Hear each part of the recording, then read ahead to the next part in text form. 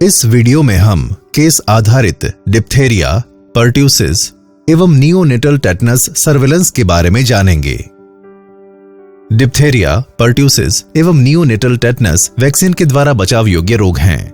इन बीमारियों के बचाव के लिए पेंटावेलेंट वैक्सीन की 3 खुराक 6 सप्ताह, 10 सप्ताह और 14 सप्ताह की उम्र में, डीपीटी के टीके की 2 खुराक 16 से 23 महीने और 5 से 6 साल की उम्र में, टीडी वैक्सीन की 2 खुराक 10 साल और 16 साल की उम्र में और गर्भावस्था के दौरान नियमित टीकाकरण कार्यक्रम के तहत देने की सलाह दी गई है। डिप्थेरिया या गलघोंटू कोराइनेबैक्टीरियम डिप्थेरिये बैक्टीरिया के द्वारा होता है। यह श्वसन बूंदों या श्वसन स्राव के सीधे संपर्क में आने से फैलता है। उपचार के बिना संक्रमित व्यक्ति बीमारी शुरू होने से 2 से 6 सप्ताह तक बैक्टीरिया को दूसरे व्यक्ति तक प्रसारित कर सकता है। डिप्थेरिया की इंक्यूबेशन अवधि 2 से 5 दिन की है।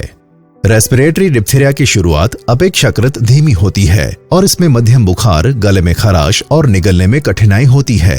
टॉन्सिल, फेरिंग्स, लैरिंग्स और या नाक पर घूसर सफेद स्यूडो मेम्ब्रेन डिप्थेरिया का खास लक्षण होता है। गर्दन या अत्यधिक सूजन बुलनेक डिप्थेरिया कहलाता है और यह गंभीर बीमारी का संकेत है। डिप्थेरिया की आम जटिलताएं एक्सोटॉक्सिन प्रेरित मायोकार्डाइटिस और न्यूराइटिस हैं। अन्य जटिलताओं में न्यूमोनिया, कान के इन्फेक्शन और सांस की नली की अवरुद्धता है। डिप्थेरिया से मृत्यु दर 20% तक हो सकती है। आइए हम संदिग्ध डिप्थेरिया की केस डेफिनेशन के बारे में जानें।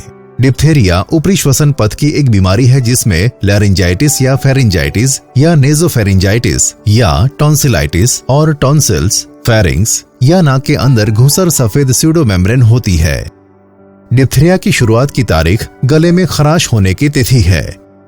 गले में खराश का मतलब गले में दर्द का एहसास है जो निगलने या बात करने से बढ़ जाता है। सभी संदिग्ध डिप्थेरिया मामलों से गले में खराश होने के 4 सप्ताह के भीतर 2 throat swab amiss transport media में लिए जाने चाहिए। टेलुराइड अगर मीडियम पर बैक्टीरियल कल्चर डिप्थेरिया का गोल्ड स्टैंडर्ड लैब टेस्ट है। टॉक्सिजेनिक स्ट्रेन का आकलन एलेक टेस्ट और पीसीआर द्वारा किया जाता है। पर्ट्यूसिस एक जीवाणु रोग है जो बोर्डेटेला पर्ट्यूसिस के कारण होता है। इसे काली खांसी के नाम से भी जाना जाता है। यह अत्यधिक संक्रामक है और एरोसोलाइज्ड बूंदों से फैलता है। लक्षण शुरू होने के 3 सप्ताह बाद तक अनुपचारित मामले संक्रामक होते हैं।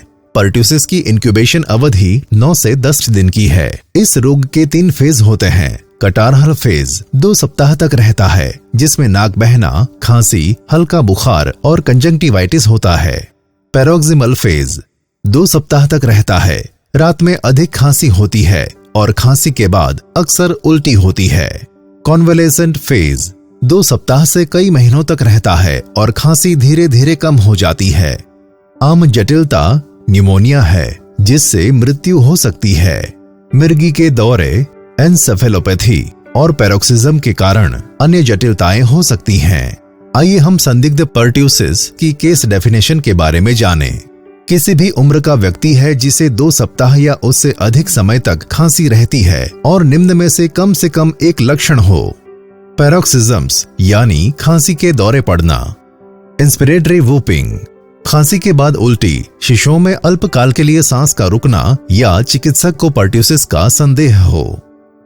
काली खांसी की शुरुआत की तारीख खांसी के शुरू होने की तिथि है। सभी संदिग्ध पर्ट्यूसिस मामलों में से 2 नासोफेरिंजियल स्वैब चारकोल युक्त एमिस ट्रांसपोर्ट मीडिया या रेगन-लोव ट्रांसपोर्ट मीडिया में खांसी की शुरुआत के 4 सप्ताह के भीतर कल्चर और पीसीआर के लिए एकत्र किए जाने चाहिए। काली खांसी के सभी संदिग्ध मामलों में से सीरम का एक नमूना खांसी की शुरुआत के 12 सप्ताह के भीतर एकत्र किया जाना चाहिए। Neonatal tetanus. Neonatal tetanus clostridium tetani जीवाणु के द्वारा होने वाला एक रोग है। यह तब होता है जब गर्भनाल को काटने के लिए दूषित उपकरणों का उपयोग किया जाता है या जब दूषित सामग्री का उपयोग गर्भनाल को ढकने के लिए किया जाता है। ज्यादातर मामलों में नियोनेटल टेटनस जन्म के 3 से 14 दिन बाद शुरू होता है। नियोनेटल टेटनस में पूरे शरीर के स्पाज्म के पहले बच्चा चूसने या खाने में असमर्थ होता है और अत्यधिक रोता है।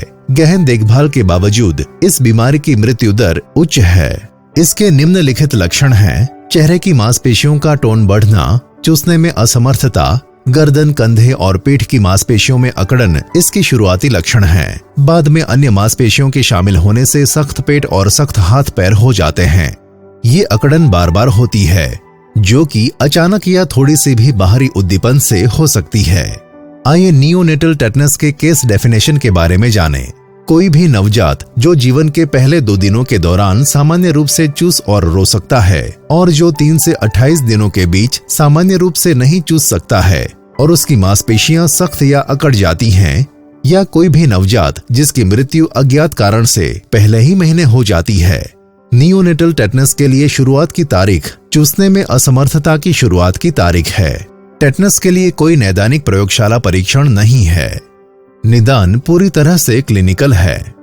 डिप्थेरिया, पर्ट्यूसिस और नियोनेटल टेटनस के मामले जो पिछले 3 महीनों के भीतर शुरू हुए हैं, उन्हें तुरंत phone call, WhatsApp, email, SMS द्वारा जिला टीकाकरण अधिकारी या WHO NPSP के सर्वेलेंस मेडिकल ऑफिसर को सूचित किया जाना चाहिए। नाम, उम्र, लिंग, लक्षण, रोग की शुरुआत की तारीख, पता और रोगी का मोबाइल नंबर साझा किया जाना चाहिए। मामलों की तत्काल सूचना आवश्यक है, क्योंकि तत्काल मामले की जांच, सैंपल संग्रह, समुदाय में अतिरिक्त मामलों की सक्रिय खोज और टीकाकरण गतिविधियों सहित महत्वपूर्ण गतिविधियों को बिना देरी के सुनिश्चित किया जा सके।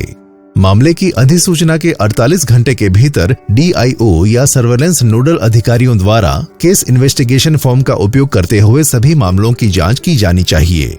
DPT सर्वेलेंस हमें कम टीकाकरण कवरेज वाले क्षेत्रों की पहचान करने और उचित सार्वजनिक स्वास्थ्य उपाय करने में मदद करती है।